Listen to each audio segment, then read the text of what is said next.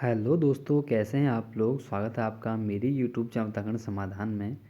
तो जो हमारी डेली टेस्ट सीरीज चल रही है, आज इसका भाग है 28। तो चलो इसमें भी हम देखेंगे आज हमारे 20 महत्वपूर्ण प्रश्नों को। पहला प्रश्न है, विक्टर मोहन जोशी को असहयोग का वीर सैनिक किसने कहा। तो बहुत ही महत्वपूर्ण प्रश्न है। तो इसका जो सही आंसर हमारा वो है डी, जवाहरलाल नेहरू ने। दूसरा प्रश्न है कि राज्य में सर्वाधिक बौद्ध एवं जैन जनसंख्या किस जिले में निवास करती है। तो इसका जो सही आंसर हमारा वो है दूसरे का सी, देहरादून में। तीसरा जो हमारा प्रश्न है कि कुली एजेंसी का मुख्यालय कहाँ था। तो इसका जो सही आंसर हमारा ये है बी, पौड़ी गढ़वाल में।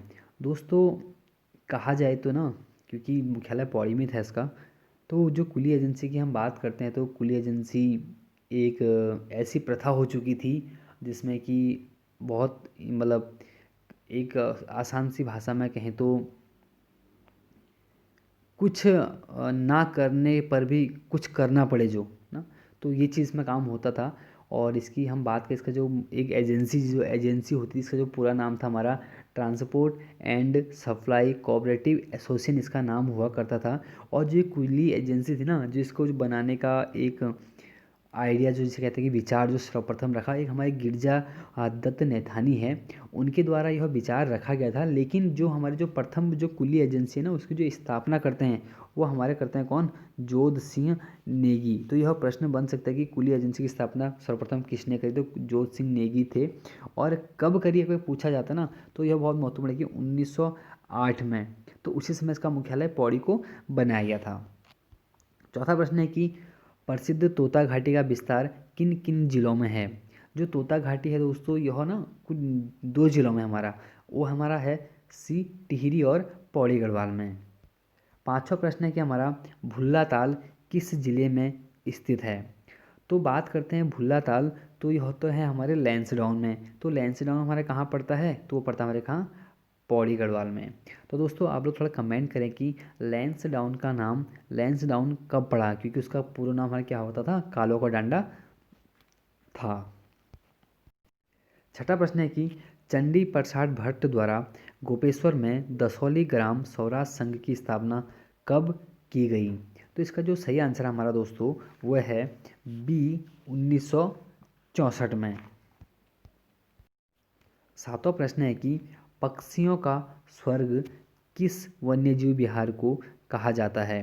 तो काफ़ी महत्वपूर्ण है हमारे वन्यजीव विहार। जैसे कि इसका जो सही आंसर हमारा वो है सातवें का सी, सोना नदी वन्यजीव विहार, जो कि हमारे पौड़ी गढ़वाल में स्थित है। पूछा जाता है कि कहाँ स्थित है और कितना क्षेत्रफल है। तो इसका क्षेत्रफल की हम बात करें तो 300 लगभग 1 वर्ग किलोमीटर इसका क्षेत्रफल है।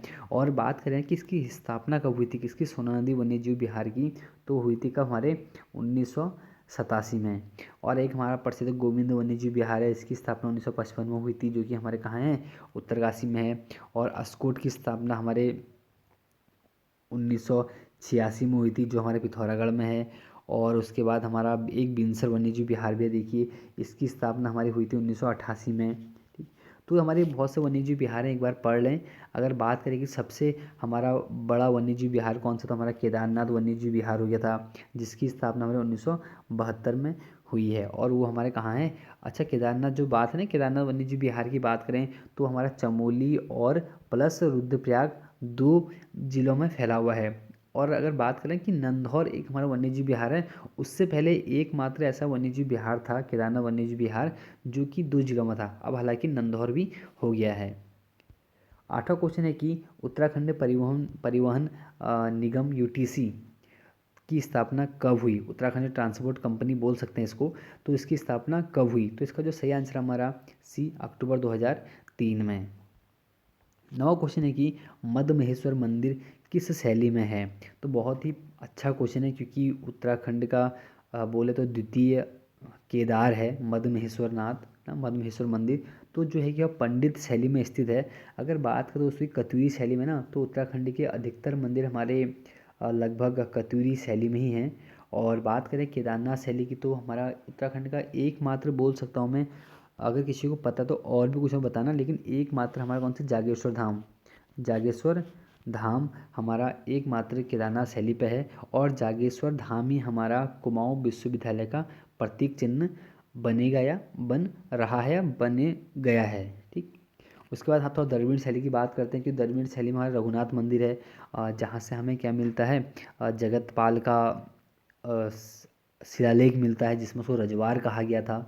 आज मतलब सॉरी, यहाँ पर नहीं, आज मैंने कोचिंग में पढ़ाया था तो थोड़ा मैंने यहाँ पढ़ा रखा तो ध्यान ही आ गया। तो उसके बाद बात करें कि पंडित शैली की, पंडित शैली में दोस्तों एक हमारा हमने बोल दिया ना कि मधमेश्वर है करके। उसके बाद करते हैं अगला कि 10वां प्रश्न, किस गोरखा को मोलाराम ने दानवीर करने की उपाधि दी थी। तो इसका जो सही आंसर हमारा वो है ए, रणजौर सिंह थापा को। बाकी कोई बात करेंगे इन पर, बहुत कुछ है कहने को। तो पर्यावरण, 11 क्वेश्चन की, पर्यावरण का संरक्षण तथा संवर्धन और वन तथा वन्य जीवों की रक्षा किस अनुच्छेद में है। तो इसका जो सही आंसर हमारा दोस्तों वह है अनुच्छेद 48 का क। 12वां प्रश्न है कि संविधान का रक्षक किसे कहा जाता है। तो इसका जो सही आंसर हमारा वो है बी, उच्चतम न्यायालय को। अच्छा, एक बार कमेंट करें कि भारत का प्रथम उच्चतम न्यायालय कहाँ खोला गया था। ठीक। और बता दूं कि 1774 में पहला बना था उच्च न्यायालय हमारा। और ये भी कमेंट करें कि उसके न्यायाधीश कौन थे पहले। 13वां प्रश्न है कि भारत की राजधानी कोलकाता से दिल्ली कब स्थानांतरित हुई। तो इसका जो सही आंसर हमारा वह है बी, 1912 में। हालांकि जो घोषणा होती है ना वो 1911 में हो चुकी होती है, और जो उसको स्थानांतरित करते हैं 1912 में करते हैं। एक हमारे लॉर्ड हार्डिंग द्वितीय आते तो उनके समय पर यह ऐसा कार्य होता है।